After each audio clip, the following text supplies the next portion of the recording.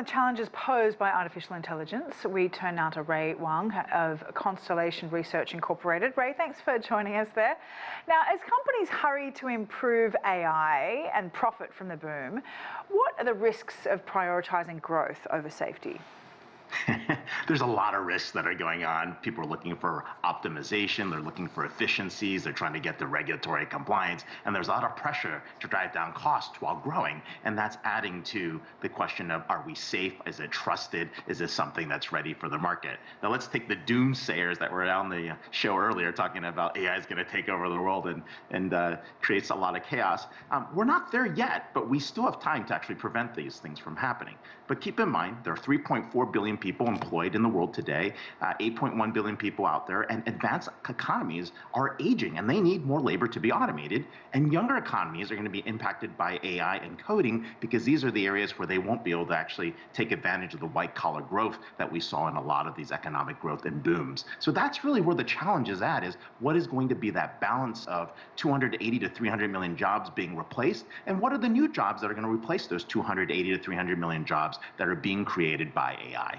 So just back on the doomsday idea, for many people there is a concern about the potential for an arms race. What can you tell us about that? And do you think there's the possibility that we're sowing the seeds for our own destruction? Well, that is possible, and let me explain why.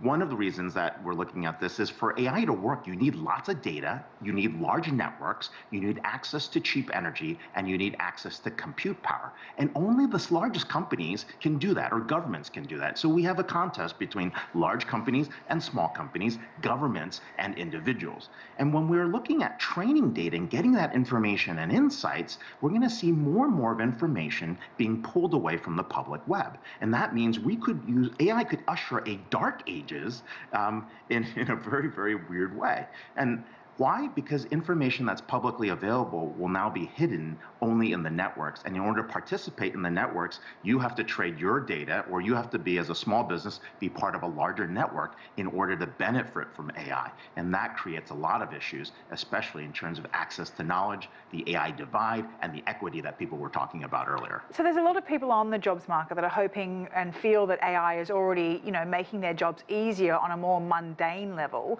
But, a massive part of the global economy is just basic mundane jobs, factory workers, that kind of thing.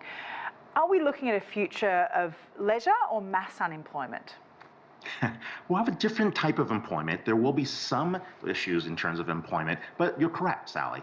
Highly repetitive jobs, jobs that require massive scale, things that require nodes of interaction, things that require rapid time to complete, those jobs are going to be highly automated, and they're also going to go to AI. But complexity is the interesting one, because some things can't be solved by an algorithm. And those are things that workers intuitively know. Those will still be around. Jobs that require creativity will also be around, and those that require physical presence. So for example, we could see jobs that are still going to be around that are going to focus on presence, right? Being able to make judgment, being able to be creative, being able to test systems, trying to figure out trades jobs. Those are jobs that are going to stay, and they're going to be much more in demand, as opposed to the white collar boom, where we're going to see, for example, computer engineering, actors, radiologists, lawyers, graphic designers. There's going to be a reduction in the requirement for those types of individuals, along with the repetitive jobs in office and clerical, customer support, retail, cashier, and manufacturing types of jobs. Okay, right. Thanks so much for your insight. Wang for us, Constellation Research Incorporated.